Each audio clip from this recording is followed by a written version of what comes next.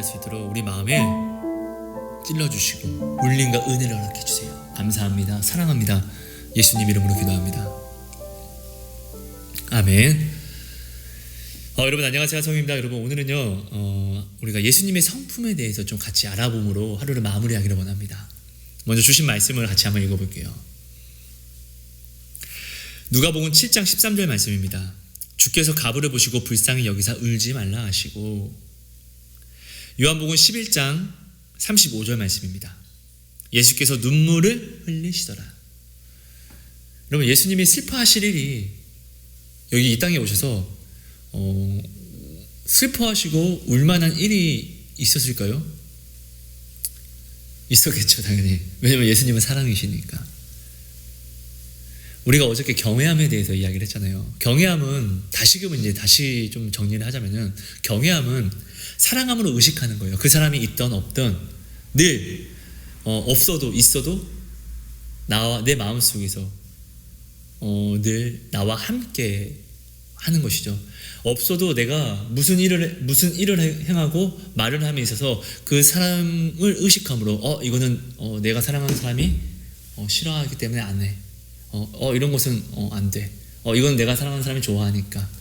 이렇게 되는 거예요. 있던 없던 늘 보는 모든 것이 내가 사랑하는, 경외하는 사람을 내가 의식하게 돼 있어요.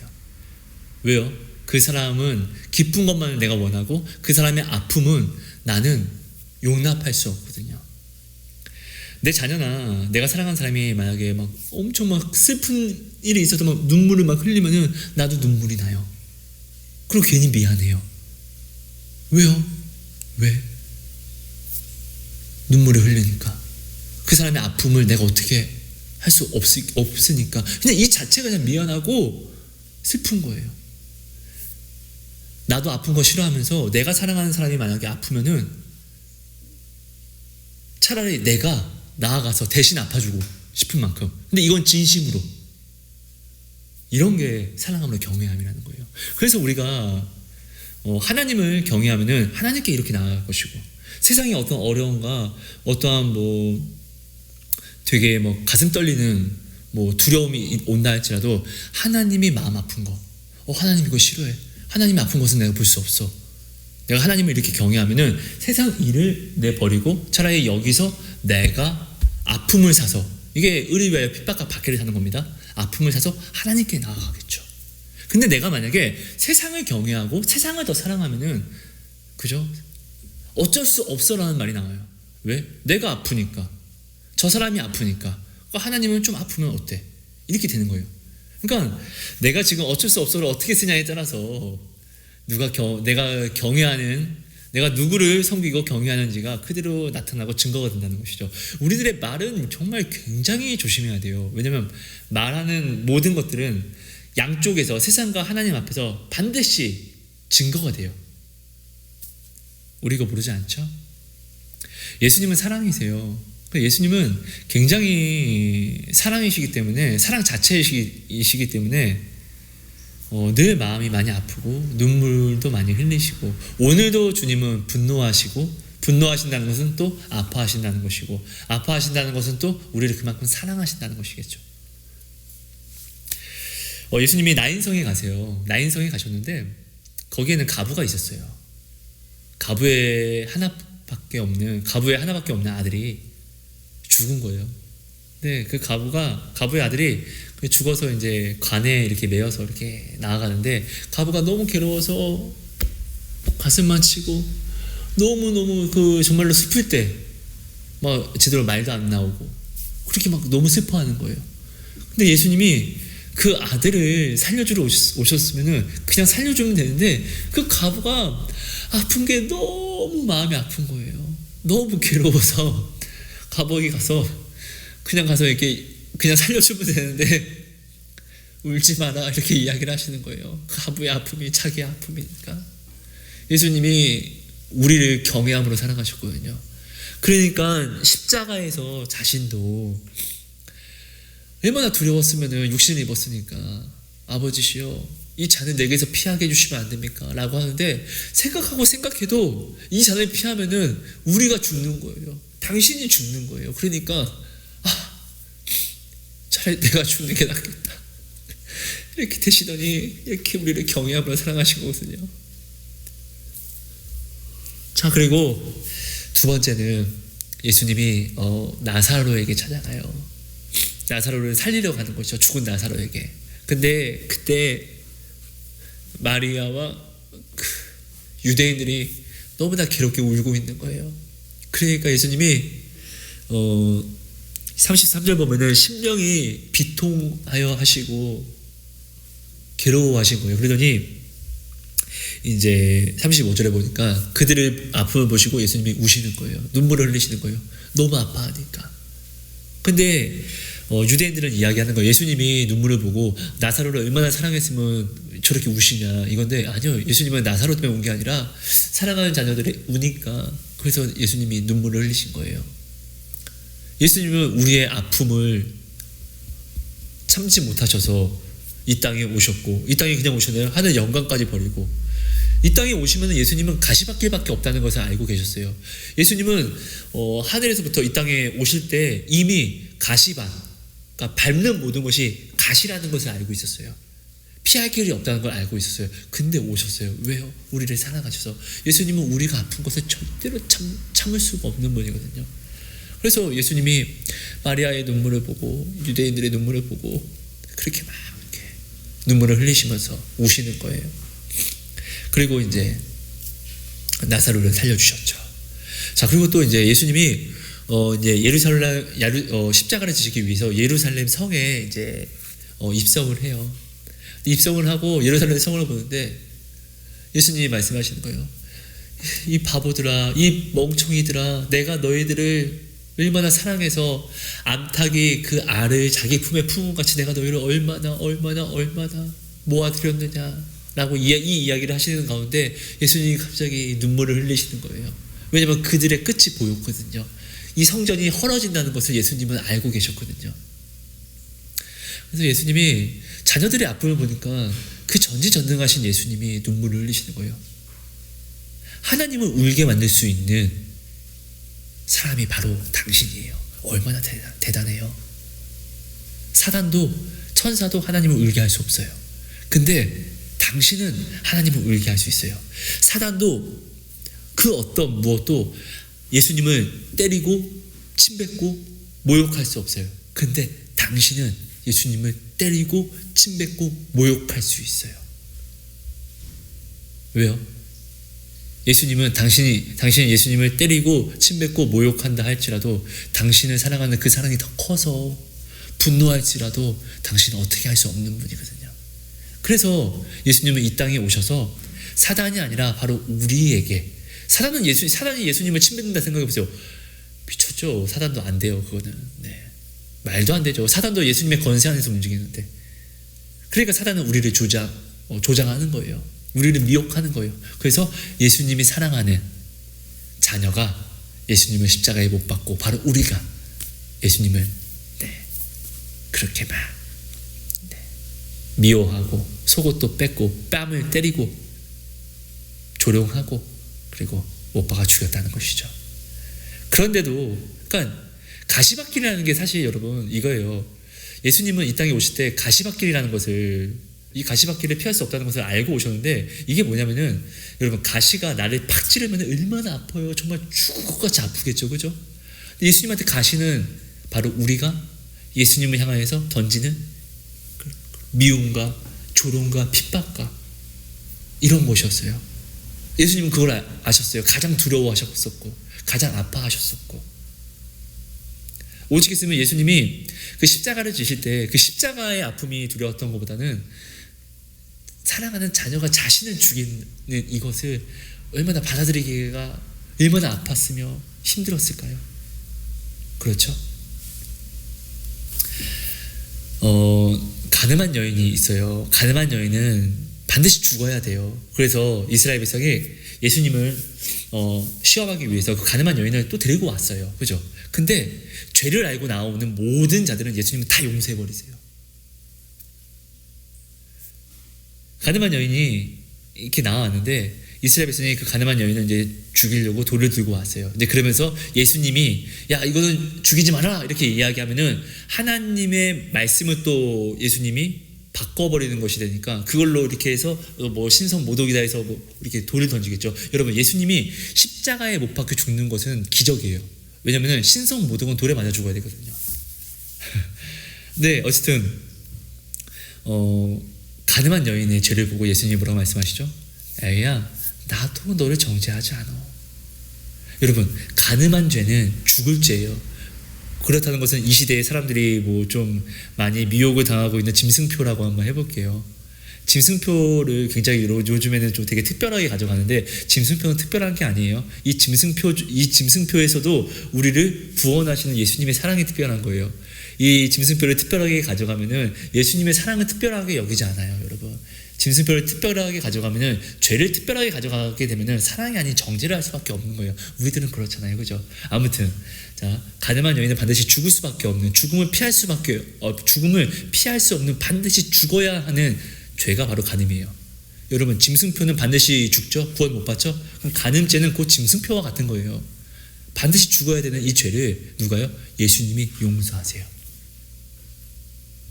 그 얘기는 오늘 여러분의 죄가 예수님에게는 문제될 게 아무것도 없어요. 아프겠죠? 왜? 죄를 졌다는 것은 예수님이 아닌 세상을 사랑했다는 증거니까. 세상을 사랑한다는 것은 내가 사랑하는 사람이 내가 아닌 나를 사랑한다고 하면서 다른 사람과 바람을 피는 것과 똑같은 그런 원리예요. 여러분 예수님이 음란이라고 이야기하는 것은 거짓말이 아니에요. 우리가 오늘 행하는 것이 예수님한테 음란이라는 거예요. 여러분 음란이 뭐죠? 내가 사랑하는 사람이 음란을 했어요. 그죠? 바람을 핀 거겠죠. 다른 사람과 뭐 관계를 갖는 거겠죠. 그렇게 되면 어떻게 해요? 나 정말 죽을 것 같이 아프잖아요. 돌아버릴 것 같잖아요. 그죠? 근데 예수님이 음란이라고 하는 그 음란, 내가 내 사랑하는 사람이 음란을 하면은 나 미칠 것 같은데 예수님이 말하는 음란, 우리가 음란했대요. 그럼 예수님은 어떻게? 내가 미칠 것 같은 아픔을 예수님은 겪고 있다는 거예요. 나의 부족한 사랑으로도 내가 사랑하는 사람이 음란을 하면은 나 미쳐버릴 것 같은데 우리 예수님은 얼마나 아플까요? 사랑 그 자체인데. 그렇죠. 예수님은 당신의 죄를 사하시는 것이 문제가 되지 않아요. 뭐가 문제냐면은 다시 그 죄를 향하여 나아가는 우리의 발걸음을 늘 문제 삼으세요. 죄를 향하여 나아가게 되면은 죄를 합리해버려요. 죄를 합리해버리면은 내가 죄인 줄 아는 이것을 죄로 알지 못해요. 전에도 나눴지만 하와가 선악과를 먹으면 죽는다는 것을 모르지 않았어요. 분명히 알았어요. 근데 미혹당하니까 이것을 합리화해서 선악과를 먹으면 정녕 죽을 거라는 것을 스스로가 바꿔서 이것을 죄인 줄 모르고 먹어요. 그리고 이걸 먹고 나서 하와는 아담을 미워하지 않았어요. 하와는 아담을 죽이려고 하지 않았어요. 근데 선악과를 먹으면 아담도 죽는 거예요. 이건 진리예요. 예수님이 말씀하셨으니까. 하나님이 말씀하셨으니까. 근데 어떻게 해요? 그 마음은 아담을 죽일 마음이 없는데 선악과를 갖다 주는 거예요. 먹어봤는데 장난 아니네? 이렇게 되는 거예요. 그러니까 그걸 아담도 그걸 먹는 거고요. 죄라는 건 이게 무서운 거예요. 그러니까 예수님이 두려워하는 것은 이거예요. 내가 죄를 지었음에 나아오지 않는 거, 실수로 나아오지 않는 거. 우리의 죄보다 예수님의 가치는 너무나 커요. 사단이 얼마나 크냐면 사단이 예수님과 관계할 것이 없을 정도로 커요. 죄의 아버지 사단이 그렇게 커요. 그래서 오늘 우리가 예수님께 나의 죄를 자복함으로 나아오면은 예수님에게는 나의 죄가 어떠한 것도 문제가 되지 않아요. 단 예수님이 가늠한 여인에게 뭐라고 하죠? 다시는 이 죄를 범하지 말아라. 예수님이 오늘 우리에게 말씀하신 건 이거예요. 다시 이 죄의 길로 나아가지 말아라. 그러니까 예수님의 성품은 이런 거예요. 내가 어떻게 죄를 짓던 또 많은 죄를 짓던 내가 주님께 나아오면은 아프겠죠. 화도 나겠죠. 미치겠죠. 돌아버릴 것 같겠죠. 그런데 어떻게? 나온 나를 너무 사랑해서 나의 죄보다도 자신이 나를 사랑하는 그 사랑이 너무 커서 나의 죄가 보이지 않는 거예요. 그러니까 어떻게 해요? 70번이라도 7번씩이라도 나를 용서하시는 거예요. 예수님의 사랑은 이런 사랑이에요. 너무 감사하죠. 여러분 우리가 예수님의 그 사랑을 우리가 정말로 좀 알고 예수님은 바보 아니잖아요. 호구 아니잖아요. 얼마나 대단하신 분이세요. 가치 있는 분이시잖아요. 근데 그분이 우리를 사랑하신다고 해서 우리가 그분을 너무나 가치 없게 여기니까 참 이것이 한편으로는 많이 두렵고 오늘 내가 정말로 우리 예수님한테 미안해야 되지 않을까요? 내가 돈을 더 사랑하고 돈을 더욱더 귀하게 여기고 돈을 더욱더 대우해주는 그런 삶, 호흡이 없는 것들에게 내가 그런 귀함을 여겨주는 삶을 살다 보니까 오히려 나를 위해서 모든 것을 다 바치신 주님은 우리가 바라보지 못하는 거예요. 바라본다라고 이야기는 하지만 예수님이 계시는 건 알아. 근데 그래 정말 그림자가 햇빛이 오면 그림자가 보이는 건 알아. 근데 우리 그림자를 의식하지 않잖아요. 그죠? 그런 것처럼 예수님이 계시면 알아. 나와 함께 하신대. 그것도 알아. 근데 우리는 예수님께 말을 걸지 않는 거예요. 오늘 하루 예수님의 이름을 얼마나 불렀습니까? 고백했습니까?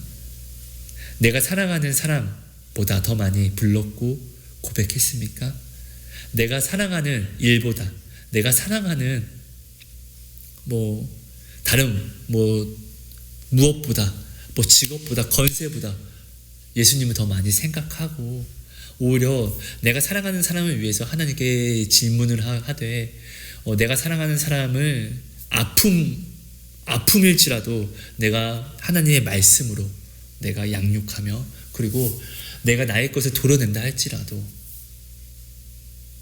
내가 원하는 시간을 버린다 할지라도 하나님께 더 나아가는 그런 삶을 살았습니까? 하나님이 정말 우리와 함께 계시면은 정말 하나님이 살아계신 하나님이라고 한다면 정말로 우리를 그렇게 사랑하신다고 한다면 내가 예수님과 지금 이야기를 하지 않는 이 부재의 시간이 예수님은 얼마나 외로운 시간이고 내가 예수님을 얼마나 무시하는 시간이 될까요? 그런 거 생각해 보신 적 있으세요? 만약에 내가 사랑하는 사람이 있어요. 우리는 서로 사랑한다고 해서 사귀는 사이가 됐어요. 근데 그 사람이 내가 옆에 있는데 항상 무엇을 행하면 나한테 말도 걸지 않고 먼저 다 그냥 결정 내리고 다 한 다음에 참 이거 먹어? 밥 먹으러 가. 근데 나랑 상의도 하지 않고 이런 자체가 나를 사랑한다고 생각하실까요? 여러분은 그렇게 생각할 수 있습니까? 나는 그렇지 않잖아요. 그죠? 그럼 입장 바꿔서 나는 예수님을 사랑하는 걸까요? 좋아하는 게 맞을까요? 아니면 무시하는 걸까요? 그런데도 우리 예수님은 바보예요. 멍청이세요. 나를 떠나지 않잖아요.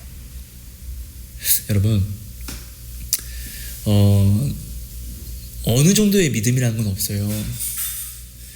우리가 세상에 미쳐 사니까 하나님이 계신 줄 알면서도 온전히 나오지 않는 거잖아요. 그죠?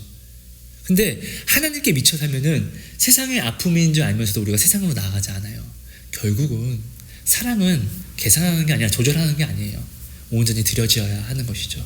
그러니까 여러분이 정말로 하나님을, 예수님을 정말 미치도록 사랑하는, 정말 예수님이 먼저 마음을 다하고 목숨을 다하고 뜻을 다하여 우리를 경외함으로 사랑하신 것 같이, 경외함, 의식함으로, 내가 아픈 것을 절대로 참지 못하는 그 아픔으로, 그 사랑으로 우리를 사랑하신 것 같이 우리도 똑같이 예수님을 그렇게 사랑하고 그렇게 우리가 함께 나아가는 우리가 되었으면 좋겠습니다.